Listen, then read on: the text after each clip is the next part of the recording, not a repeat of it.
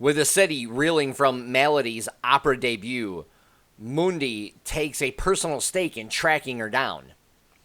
Hello, everybody. I'm Steve from VALHARTV, and today I'll be reviewing The Nevers Episode 2. This episode begins in the aftermath of Maladie's opera attack. The city is still reeling from the shock of it, and everybody's still on edge. We also see that Mundi sets his sights on the orphanage and all the touch there. He basically gets a warrant and goes through and ransacks the place looking for Maladie. Even though, honestly, I really think he doesn't believe she's there, he has to do something. And we see a shop girl is touched as she makes a hat float, and then they chase her out of the store. So she's basically on the run for most of the episode as we see, as this goes along. We also see Lord Mason scheming with some of the other lords to label the touched as a threat, because anything they don't understand or they don't like, back then, they labeled it, as some type of threat that they needed to kind of get rid of. So we do see that aspect in this episode as well. But on the other hand, we see Hugo Swan looking to exploit the touched for monetary gain in the Ferryman's Club is what it's called. So we see that there's people trying to play both ends of the of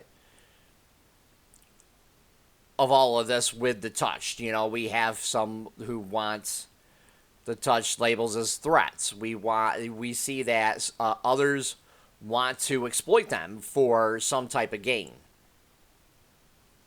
And Lavinia tells Penance to get a few of the girls ready for a society party that she's throwing so they can rebuild their reputation.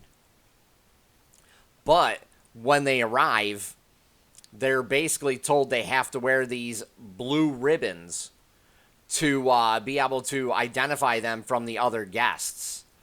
So we really get to see that they're kind of being used in this sense as well, but they're also being separated from from the regular guests, from other people.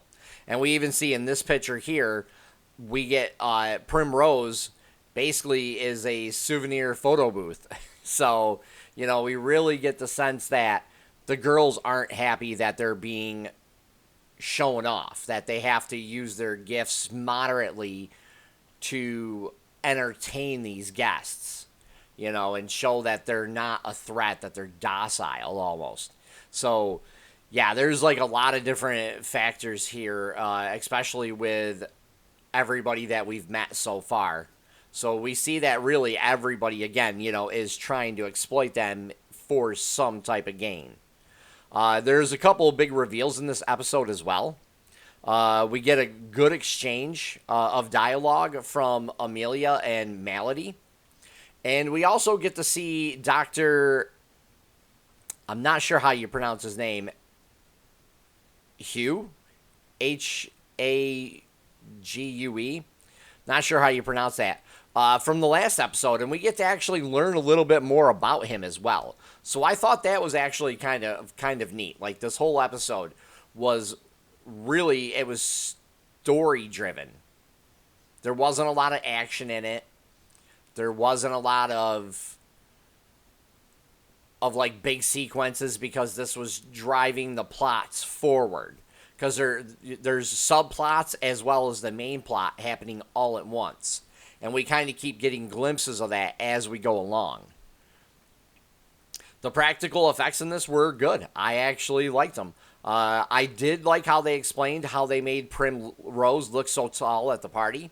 After the credits, they start talking about the episode, things like that. So I did like when they went through the explanation of how they got Primrose to be a giant. The acting I thought was great in this. I really liked the party and how the girls had to act and perform for the people, and you could tell that they were not happy doing it, but they were doing it to try to like rebuild their reputation and show people that they're not a threat. And I thought Penance was the standout in this episode, especially when she talks to Lavinia's brother, and they get along and they geek out. They literally geek right out, and they don't feel judged by each other. She even tells him that he's not a monster. So I thought that was really good.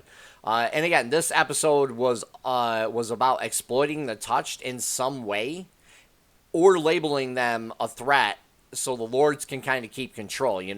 So we have really like multiple factions here trying to exploit these people for their own gain, whether it's political or whether it's monetary or whatever else we have going on.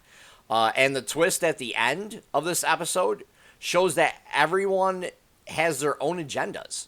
So I really liked this episode. I would give it an 8 out of 10.